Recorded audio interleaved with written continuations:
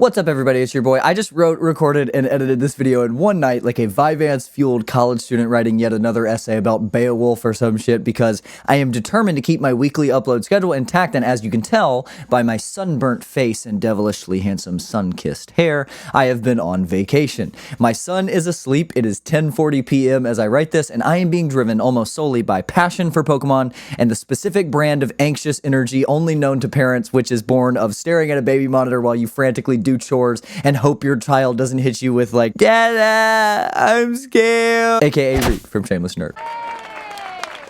Today's video is about Pokemon the first movie, Mewtwo Strikes Back, and what makes it special. If you end up enjoying this video, please consider dropping a like and subscribing to the channel, and if you feel so inclined, you can support the channel further and directly joining the likes of these beautiful people on the screen right now by clicking the join button and becoming a member. You can also join the Shameless Nerd Discord at the link in the description, and you can email me with any questions, comments, concerns, or requests to make a Panic at the Disco album tier list at readfromshamelessnerd@gmail.com. All right, let's get into it.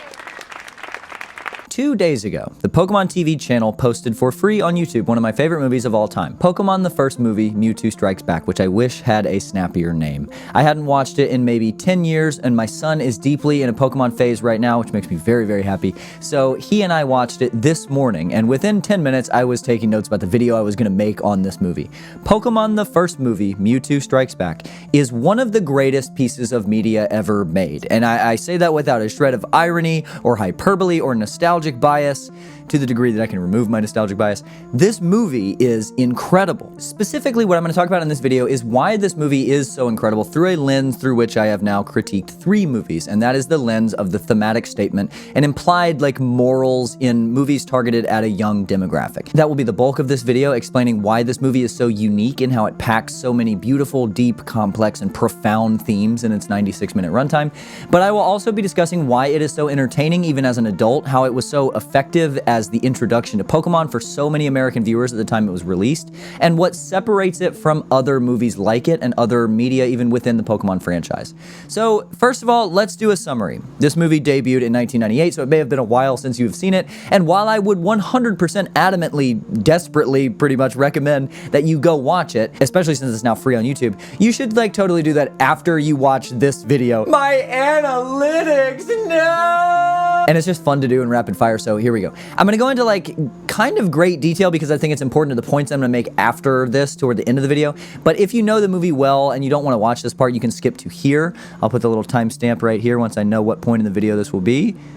Right here to skip this section, but I do think you should watch. I'm going to do a little of the analysis like as we go. Anyway, the movie opens with this strange, eerie, non-linear, vague sort of flashback, and there is this super non-catering to child audiences-esque voiceover, which we later find out is being delivered by Mewtwo, an experimental, souped-up clone of Mew made by human scientists who were attempting to make the most powerful Pokemon by cloning and then improving upon the DNA of Mew, the rarest and most powerful Pokemon known to humankind at that time.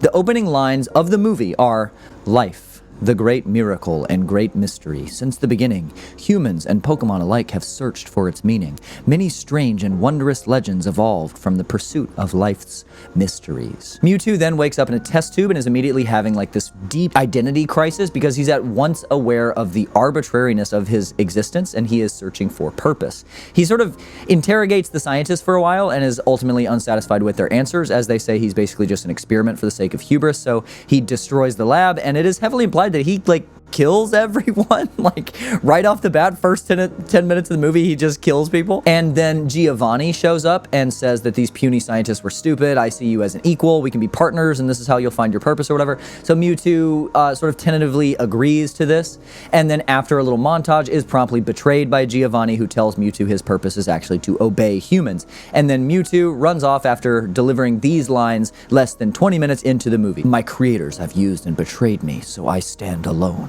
Who am I? What is my true reason for being?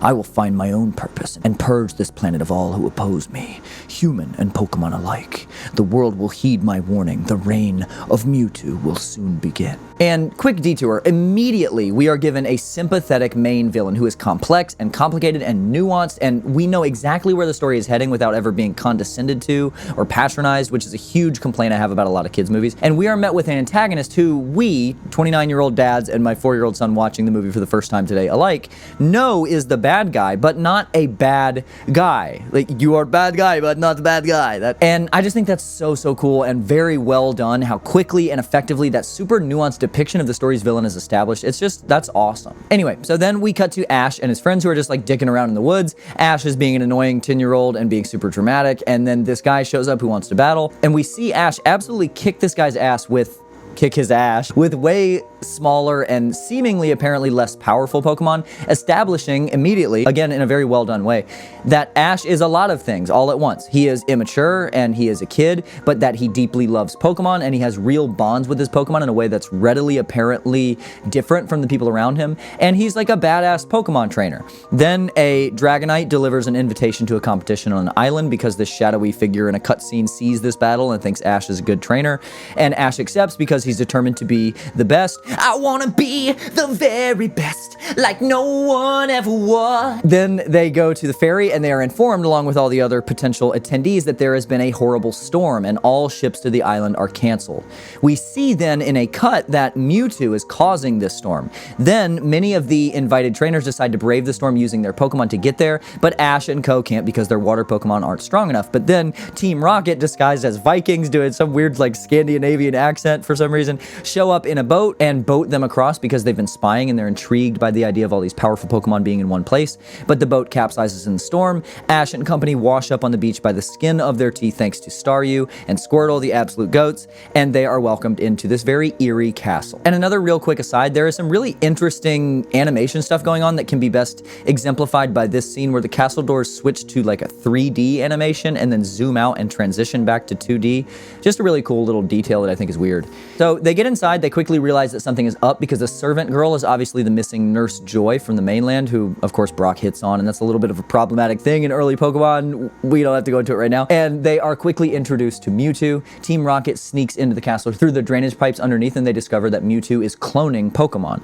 Back upstairs, Mewtwo explains his plans pretty forthcomingly, that he is going to make clones of all the trainers' Pokemon and then destroy the world, humans and original Pokemon alike, and leave the souped up clones to inherit the Earth. That he had his purpose, his identity stripped away by being unwillfully created, and that the only way in his perspective to sort of inject meaning into this meaningless existence is to artificially create an artificial world, which is a really cool and interesting motivation for the villain. Ash repeatedly tries to stand up to Mewtwo, as do the other trainers, but he's too powerful, and then he just starts capturing all the trainers' Pokemon with these super sick Pokeballs that he apparently has made. But Ash just refuses to give up, and he chases Pikachu, who similarly just refuses to give up, and the tone massively shifts at this point in the movie. This goes from like relatively self-serious, edgy kids movie to just full-on profound Shakespearean / Ray Bradbury tragedy, and we watch Pikachu flee to the point of exhaustion, repeatedly fighting off waves of the heat-seeking Pokeballs before finally succumbing to his fatigue and being captured. But Ash, who has essentially scaled a mountain at this point, jumps into the chute and follows Pikachu down into the laboratory, fighting the machinery and all to save Pikachu, and he eventually does, destroying some of Mewtwo's lab equipment in the process and freeing the original Pokemon, but not destroying the now super clones either. Ash and the originals return to face Mewtwo and his super clone army, and Ash himself tries to take on Mewtwo, who promptly just like throws his ass like 900 feet in the air up onto this like weirdly like ornate statue thing. And right before Ash inevitably dies, my favorite Pokemon of all time, Mew herself, shows up to save Ash, and I'll talk about Mew later. Just an amazing Pokemon character, message, just the best. Mewtwo then succumbs to his own hubris and agrees to turn off all the additional power capabilities of the super clones in a massive battle with the originals at equal strength, and a full war ensues with all the Pokemon pairing up with their cloned counterparts. Ash begins then scaling down this literal mountain as Mewtwo forces Mew to fight with him, despite Mew being initially unwilling and intent on just like fleeing. Meowth, after translating Mew's calls for everyone, realizes the father folly of this battle and fighting like this in general. And then all of the human characters have various changes of hearts as we see Pikachu be the first Pokemon to internalize this understanding himself, turning the other cheek repeatedly and allowing the clone Pikachu to just beat the absolute shit out of him in protest of the fight.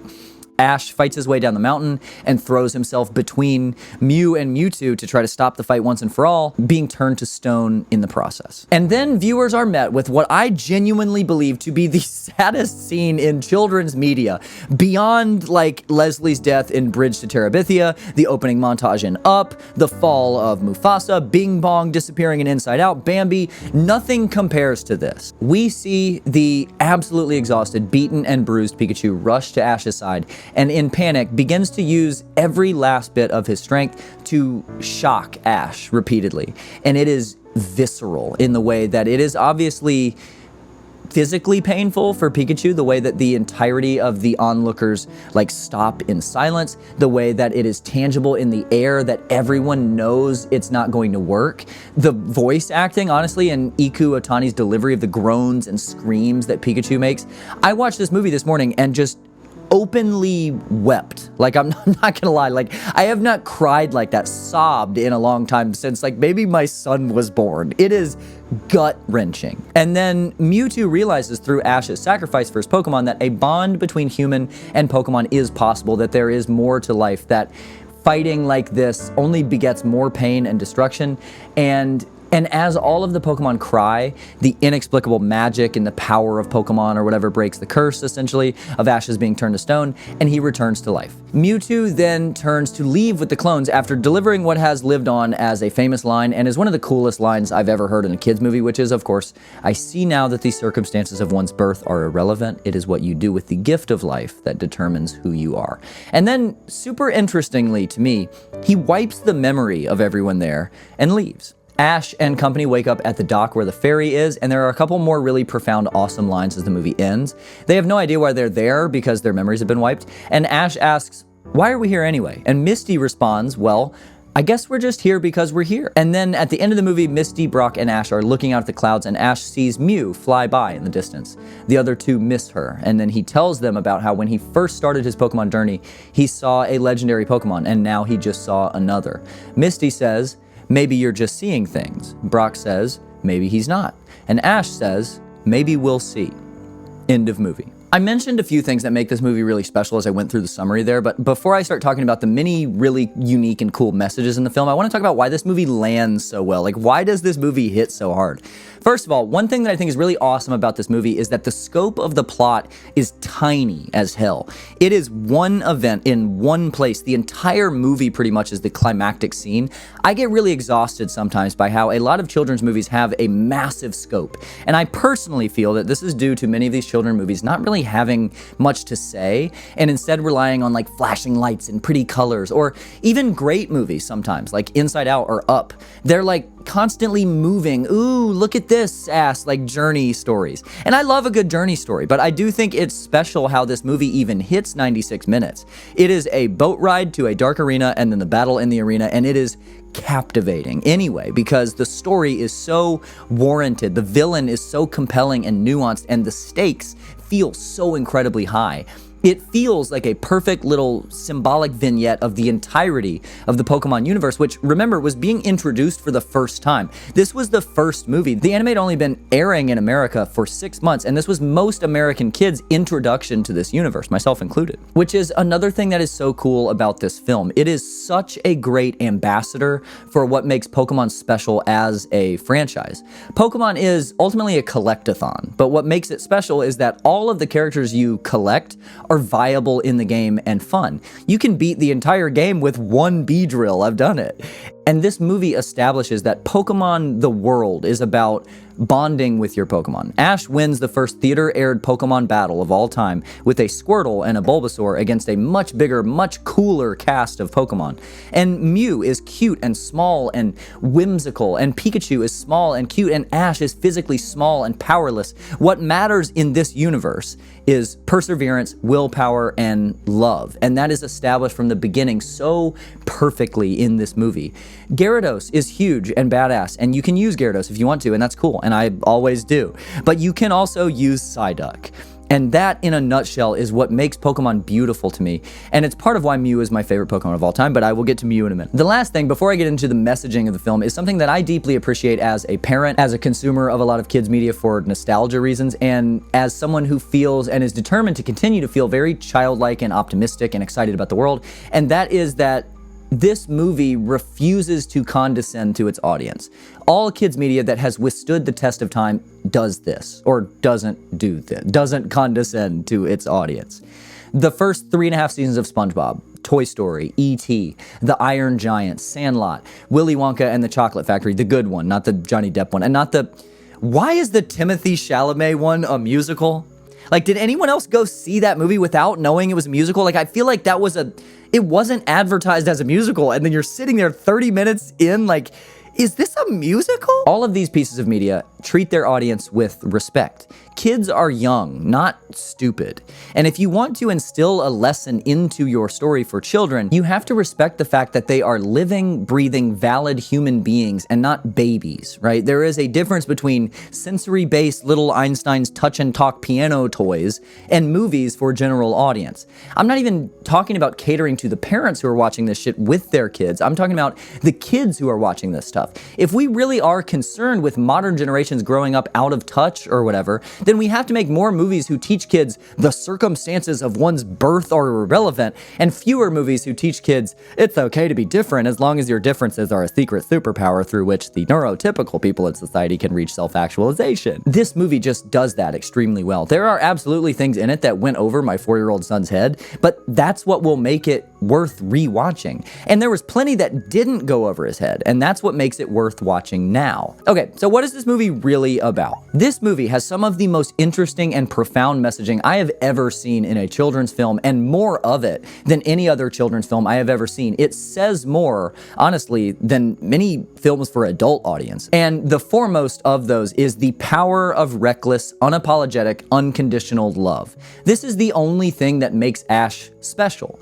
Through the series at large and throughout this movie, Ash is an annoying, typical, stubborn 10-year-old boy, but everyone whose life Ash passes through is changed by his tangible, profoundly obvious, massive love for Pokemon. And in this movie, it is that reckless love that allows a win to take place over Mewtwo. There are many movies that talk about how important it is to love your neighbor or to forgive people or whatever, but in this movie, Ash loves Pikachu so much that he runs up a mountain's worth of stairs, almost falls to his death, then scales down a mountain, jumps into a chute in hopes of catching up to a Pokeball he knows he couldn't even open anyway, willfully runs toward a cloning, killing machine, fights it off, and then jumps in between the most powerful Pokemon known to man and a Pokemon he just watched reflect an attack from that Pokemon, a Pokemon that just threw him 900 feet in the air. And that last part he did just because he wanted them to stop fighting, because he loves all Pokemon, not even just his own. He's not being smart, right? He's not using his love as a guiding force to think of his plan of attack. He's being completely and irrationally reckless because his love is an uncontrollable rage. And that is an absolutely beautiful depiction of what real love is. This movie says to love without boundary, to love so charitably and generously as not to just love your tribe, not just to love your neighbor, not even just to love your enemies, which is a little more radical, but to love life and the concept of life so frivolously as to accept that nothing else matters. It is unilateral and it is without exception, and I just think that the abandon with which Ash loves being the sole mechanism by which Mewtwo's identity crisis can be broken is a very powerful message about love and what love means. And on that note, another theme in this film that I think is really profound and interesting centers around Mewtwo's identity crisis. Mewtwo doesn't know why he is, and he attempts to replace why he is with what he knows he is, and that is powerful. And in trying to double down on what he knows to be true, he strays further from finding his real purpose. And through the power of sacrifice, love, empathy, and martyrdom, not being humbled, not being defeated. Mewtwo could have easily defeated everyone and achieved his goal. He didn't get beaten.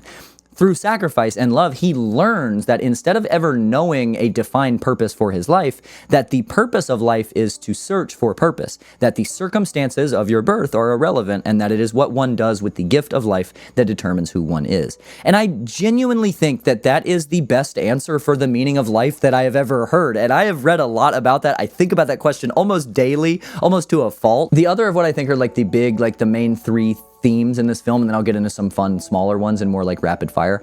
The other main one is the danger of hubris. What is really cool plot-wise about this film is that hubris is both what sets up the initial conflict in the film, and it is also what ultimately allows for the resolution of that conflict.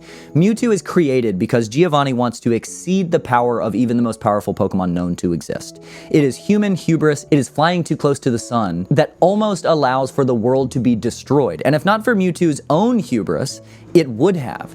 Mewtwo successfully completes his plan. He's not defeated. He successfully clones and then makes even more powerful all of the Pokemon the trainers bring to the island. It is only because he agrees to, quote, block all of the Pokemon's special abilities using my psychic powers, that all of the original Pokemon aren't just immediately demolished by the clones in the first place. It is only due to grandiosity and pride that the window to defeat Mewtwo even opens. And even then, it is only due to Mewtwo's own acceptance of the power of reckless love, like we talked about, that he allows himself to be defeated. He chooses to stop. Again, he isn't beaten even by Mew. He isn't defeated. He chooses to forfeit a war of attrition. And beyond these three, which I think are truly pretty unique for any film, especially a children's movie about magic animals beating each other up, beyond these three films, there is an almost just silly number of other equally complicated and profound messages present, which I will hit a little more quickly now. Number one, the power of consent. All of the humans whose entire identities center around having these Pokemon battle each other are met with the exact same realization at the exact same time that fighting like this is meaningless and cruel. The difference is that in this context, the Pokemon are fighting non-consensually. This is a really great example of the way that consent in life isn't a construct. Consent is a fundamental, foundational aspect of whatever concept or activity it colors. It changes the nature of what is happening. Relatedly, number two, the prominent anti-war message. Even in a battle where both sides are equally matched, in this case they're literally copies, the collateral damage of war is felt drastically, and the lunacy of war is obvious to all who are participating. Number three, anti-racist messaging. Meowth says explicitly to his clone, "You're right, we do have a lot in common. The same earth, the same air, the same sky. Maybe if we started looking at what's the same instead of always looking at what's different, who knows?" Pretty cool.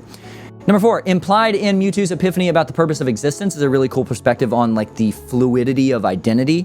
Number five, the power of symbolic gesture and protest is exemplified in Ash's martyrdom, and also in the way Pikachu gets through to his clone through pacifism, and we see the clone start to cry as he continues to slap Pikachu around, which is just heartbreaking and visceral, and was one of, I think, like 4 different scenes that made me cry watching this movie. Number six, there is a clear climate concern message in the way that the movie addresses human intervention in nature, which I think is really cool. Number seven, there is a beautiful implication in the acceptance of uncertainty and in the validity of personal experience, exemplified beautifully in the film's closing lines where Misty chooses to think that Ash isn't seeing Mew, which is pessimism or cynicism. Brock chooses to think that maybe he is, realism, and Ash chooses to think we'll see, optimism.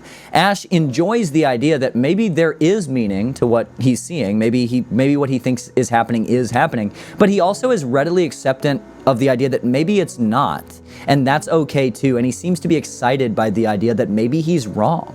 And then I will close with this, my favorite thing in the entire movie, and that is Mew. Mew is depicted as Mewtwo's clear equal in terms of power and ability. Mew is the perfect counterbalance to Mewtwo's wrath, and what is so cool about Mew is that this is perfectly reasonable and in line with the messaging of the Pokemon franchise as a whole and the deep thematic statements in this movie in the way that Mew is characterized. Mew is whimsical, playful, inherently joyful, curious, a little rascally and cheeky, and above all, Mew is the power of love. Mew is the perfect example of everything that the movie and Pokemon as a whole stands for. It isn't about being the most physically imposing. It isn't about being the coolest or the most tactical or even being the smartest or most strategic. Mew defeats Mewtwo by reflecting his psychic energy blast or whatever with pink bubbles. Mew speaks in cat-like chirps and purrs, and it is visually and auditorily depicted in a way that somehow doesn't feel self-justifying. Like,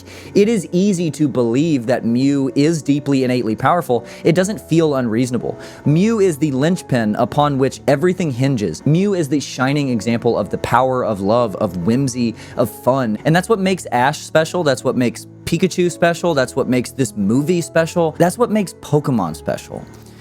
Thanks for watching. See y'all next time.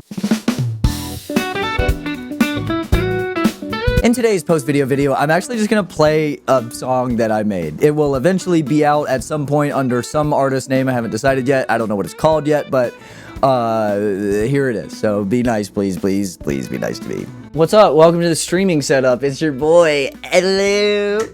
Well, I guess this is a good opportunity. I stream on occasion, so you can be on the lookout for that. This is what I use when I stream. Anyway.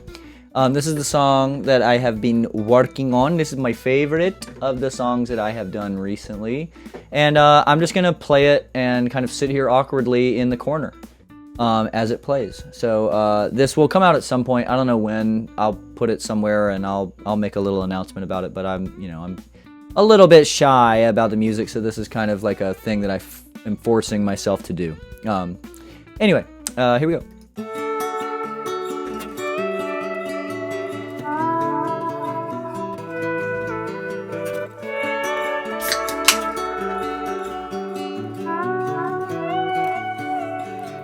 A cold night, she pulled her hair back, she and I cried the whole night through.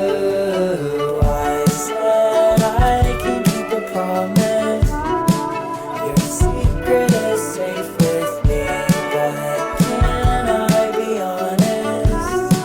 I saw you. No.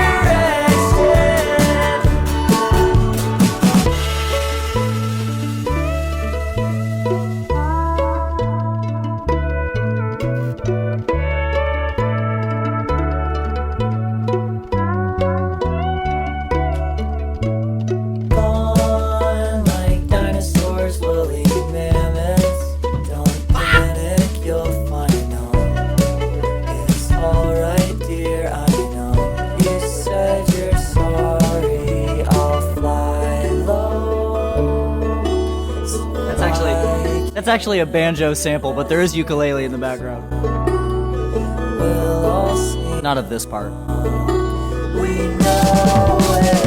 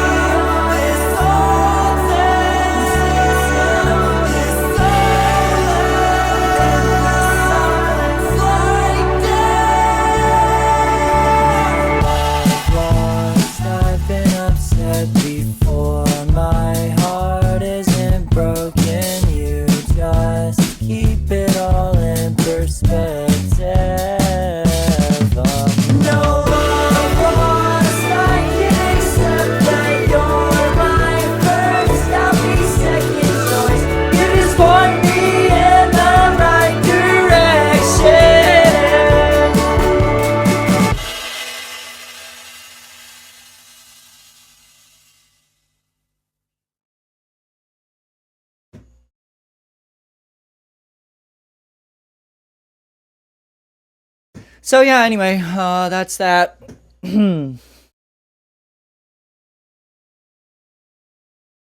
Hopefully that's, I mean, at least like, I'm shooting for that comes across at like 80% as cringy as it feels to me in the moment right now, or less. If I could get, if that's 80% as cringy as it appears right now in my head to have just done this, then I feel like that's a win. So put yourself out there, make stuff, be earnest, and be cringy on the internet. That is the human experience. Peace.